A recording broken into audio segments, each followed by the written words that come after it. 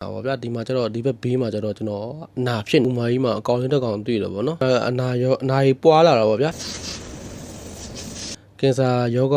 ပိုးဗောနော်အားလုံးပဲမင်္ဂလာပါကျွန်တော်နာမည်ကတော့ရဲတေးပဲဖြစ်ပါတယ်ဒီနေ့မှာတော့ကျွန်တော်ဖြစ်ခဲ့တဲ့8ပတ်လိုဒီလို့ခေါ်တဲ့ဒီအဆိုင်ဘို့နဲ့အချို့ကလည်းဒီဆိုင်ဘို့ကိုတနေ့တူတတမလို့တင်စားခေါ်ကြပြီးတော့ဘယ်အတက်ရမှာမစိုးဒုက္ခပေးနေတာကြောင့်ဗီဒီယိုလေးကိုအဆုံးကြည့်ဖို့မျှော်လင့်ပါတယ်အဆုံးမှာလည်းကျွန်တော်အဆိုင်ကင်မရာထည့်တဲ့ဗီဒီယိုလေးကိုဘူးတော့နေပြီးကျွန်တော်တင်ပေးထားပါတယ်ဒါဖြစ် let's go အဆိုင်ဖို့ကအဆိုင်နေမှာနေထိုင်တတ်ပြီးတော့သူကဒီအဆိုင်နာတာရောင်းတာအနာတွေဖြစ်ပေါ်စေနိုင်ပါတယ်အစာချေအစ်စ်ကတောင်းတောင်းပူးမွားတွေတည်စေနိုင်ဆိုမှဒီအဆိုင်ဖို့ကအဲ့ဒီအစ်စ်တောင်ခံနိုင်တဲ့ဂုဏ်တွေရှိတယ်ပေါ့ဗျာကျွန်တော်ရှာဖွေမီလောက်ပြောရမှာဆိုလို့ရှိရင်သူ့ဘာလို့တနေ့တူတမောင်တင်စားခေါ်ကြရဆိုတော့သူကရောလက္ခဏာတောင်းတောင်းပြလို့ဖြစ်ပါတယ်အချို့ပုံစံနဲ့ပြတာရှိရဆိုရင်တောင်းတောင်းပြခဲ့ပါတယ်တော်တော်များပြတဲ့ပုံစံကတော့ဒီအစာစားပင်ဘိုက်တာနဲ့အစာမစားခင်ဘိုက်တာဖြစ်ပါတယ်ကျွန်တော်ကလည်းကတော့အစာမစားခင်ဘိုက်တာဖြစ်ပါတယ်အဲ့တော့ကျွန်တော်ကပုံမှန်ပဲအစာလုံးတို့ဘိုက်တာထင်ပြီးတော့ဒီမြန်မာဆေးတောက်ပြီးတော့နေခဲ့တော့ဗျာအလုပ်တော်လို့ရှိရင်မိုလီဘိုက်ဆောင်ပြီးတော့ကျွန်တော်ဘိုက်အောက်လာလို့ရှိရင်ဒီမိုလီစားပြီးလေးတောက်လို့ရှိရင်လုံးဝအဆင်ပြေတယ်ဗျာကျွန်တော်နောက်ပြီးတော့ကျွန်တော်ကြောလဲအောက်တယ်ဗျာတပတ်ဆောက်ကြည့်ပြီးတော့မတက်တာဘူးဗျာချင်းကန်သွားပြီးတော့တဲ့ကြောင်ဆရာဝန်ပြောတာပါဗျာအဲ့တော့ဆရာဝန်ကဒီလက္ခဏာကအဆိုင်ပိုးရှိတဲ့လက္ခဏာဆိုပြီးတော့ကျွန်တော်တပတ်လောက်ဆေးပေးပြီးတော့သူရက်ချင်းပေးတဲ့ခါမှာအဆိုင်ကင်မရာထည့်တယ်ပါဗျာအဆိုင်ကင်မရာထည့်တဲ့ခါမှာအဆိုင်နေရာမှာရှိတယ်အငြဲလေးတွေယူပြီးတော့သူကစစ်ဆေးပြီးတော့ဒီအဆိုင်ပိုးရှိတယ်ပါဗျာနောက်ပြီးတော့အဆိုင်မှာကျွန်တော်ကအနာလည်းဖြစ်နေတယ်ဗျာအဲ့ဒါကျွန်တော်ပြပါမယ်ဒါပေါ့နော်တော့ဒီဘောကအဖြူအစင်းလေးတွေကဒီအဆိုင်ပိုးရှိတဲ့ယောဂလက္ခဏာပါဗျာဒီမှာကျတော့ဒီဘက်ဘေးမှာကျတော့ကျွန်တော်အနာဖြစ်နေပါတော့ကျွန်တော်ကဒီမျိုးဒီဟာအနာဖြစ်တာကိုပေါ်စနေလို့ရှိရင်အနာတွေကပွားပြီးတော့ကင်ဆာဖြစ်နေတဲ့အထိဆိုးသွားနိုင်တယ်ပေါ့ဗျာနောက်ပြီးတော့ဒီယောဂပိုးကတွင်းရင်တောက်တဲ့နိုင်ငံတွေမှာဖြစ်များပြီးတော့အရင်တုန်းကလည်းဂျပန်မှာက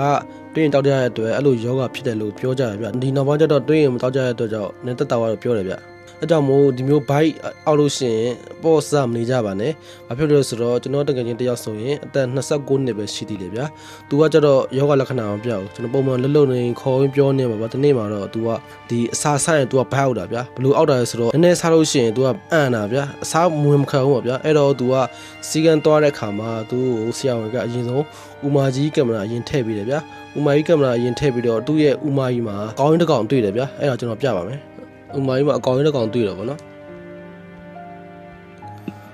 ်သူရဲ့ဥမာကြီးမှာအကောင်လေးတစ်ကောင်တွေ့တယ်ဗောနော်အဲ့ဒါဒီဘိုးကဒီအကောင်လေးကတော့မှရှိတယ်လဲဆိုတော့အသားစိမ်း၅စိမ်းနဲ့မှရှိတတ်ပြီးတော့ဒါပေမဲ့ဒီဘိုးက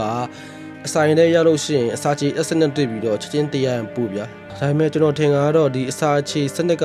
တိတ်အလုံးလုံးတဲ့အတွက်အေးအစာချေအစနစ်မထွက်ရတဲ့ကောင်မသိလို့ဒီတိုင်းရှိနေတော့ကျွန်တော်ထင်တယ်ဗျာဆရာဝန်ကဥမိုင်းကင်မရာထည့်ရပြောင်းလိုက်တော့ဗျာအဲ့ဒီညကျတော့သူကအစာမွေနဲ့ပြင်ဘိုက်ပါအောက်လာတာဗျာအဲ့တော့နောက်နေ့မနေ့တော့စီကံပြန်သွားတော့သူ့ဆရာဝန်ကဒီကင်မရာထည့်တာပေါ့နော်ကင်မရာထည့်တဲ့အတွက်ဒီကနာတာဆိုပြီးတော့သူ့ကိုပြန်လှုပ်လိုက်တယ်ဗျာနိုင်ပြန်လှုပ်ပြီးတော့နောက်အဲ့ဒီညလည်းမတက်တာပြန်တော့မနေ့ကျပြန်သွားတဲ့ခါဆရာဝန်ကချက်ချင်းပဲဒီအဆိုင်ကင်မရာထည့်ပေးတယ်ဗျာဆိုင်ကင်မရာထည့်ပေးတဲ့အချိန်မှာအနာတွေ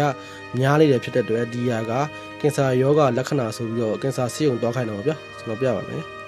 ဒါတော့အစာရင်မှာအနာကြီးပွားလာတာပေါ့ဗျာကျွန်တော်ကလည်းကတော့ကျွန်တော်ကတော့ဒီအစာရင်မှာအနာလေးတစ်ခုပဲရှိတယ်ဗျာမပွားတယ်သူကဒီလိုအနာပွားလာတဲ့အတွက်ကင်ဆာဖြစ်ရောက်ရတာပေါ့ဗျာသူ့ကိုယောဂလက္ခဏာမပြဘူးဆိုတော့ဗျာကင်ဆာဖြစ်သွားတာပေါ့အဲ့တော့သူကင်ဆာစစ်ကြည့်တဲ့အခါမှာကင်ဆာပိုးပြန့်နေဗျာသူ့ရဲ့ကင်ဆာပိုးတွေကဗျာဒီမျိုးအမဲဆက်လေးတွေကဒါကကင်ဆာယောဂပိုးပေါ့နော်ကင်ဆာပိုးပေါ့ဒီကင်ဆာပိုးတွေကပြန့်နေပြီဗျာအဲ့တော့အစင်ပြေတော့သူ့ကိုမြန်မာပြည်ပြန်ရတယ်ပေါ့ဗျာဒီဆေးရုံကလက်မခံတော့ဗျာဒီဂျပန်ဆေးရုံကလက်မခံတဲ့အတွက်မြန်မာပြည်ပြင်ရမှာဗျာဒီမှာကျတော့တငယ်ချင်းတွေရှိရဆိုပြီးဗျာတူတူလွန်းတူပဲဗျာအဲ့လိုမျိုးတောက်လျှောက်တော့ဟိုမကြည့်ပေးနိုင်ဘူးဗျာအဲ့တော့သူကမြန်မာပြည်ပြင်ရတယ်ဗျာပြန်ပြီးတော့မြန်မာဆေးနဲ့ကုမယ်ပေါ့မြန်မာဆေးရလည်းကန်ကောင်းရှင်ပျောက်ဝဲဟာတွေရရှိရတဲ့အတွက်မြန်မာဆေးနဲ့ကုပဲပေါ့ဗျာကုရဆိုပေမဲ့အလွန်ဆုံ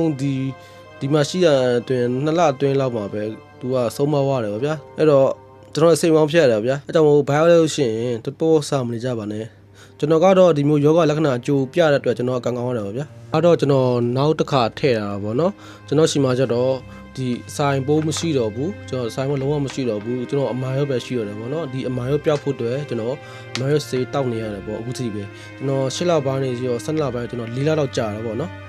အကြောင်းမို့အဆိုင်နဲ့ပတ်သက်ပြီးတော့ကိုတန်ရရှိလို့ရှိရင်အဆိုင်ကင်မရာထည့်ကြည့်ပါအဆိုင်ကင်မရာထည့်တာလုံးဝကြောက်စရာမကောင်းပါဘူး။ရင်ဆုံးသူကဘာလို့လဲဆိုတော့အာကောင်ထုံသေးရင်ဖြန်းတော့ဗောနော်။ဖြန်းပြီးတော့ဒီလက်ကိုအိတ်သေးထည့်တယ်ဗောနော်။ ထည့်ပြီးတော့ဗဇက်ကိုကြောတော့ဒီမျိုးအဝိုင်းဗဇက်ထက်တဲ့အဝိုင်းလေးရှိတယ်ဗျာအဲ့ဒါဝိုင်းအဲ့ဒါထည့်ပြီးတော့တိတ်ကတ်ထားတာပေါ့နော်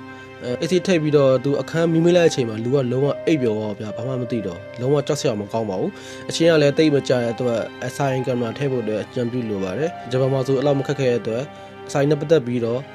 အစိုးရတဲ့သူရှိရင်အဆိုင်ကင်မရာထည့်ဖို့အတွက်အကြံပြုလိုပါတယ်ဒီဗီဒီယိုလေးကို channel တက်ရင် like share ပြီးလုပ်ဖို့အတွက်အကြံပြုလိုပါတယ်တင်းရဲ့ message ထဲမှာလည်းအဲ့လိုမျိုးအဆိုင်နဲ့ပတ်သက်ပြီးတော့အတွေ့အကြုံရှိလို့ရှိရ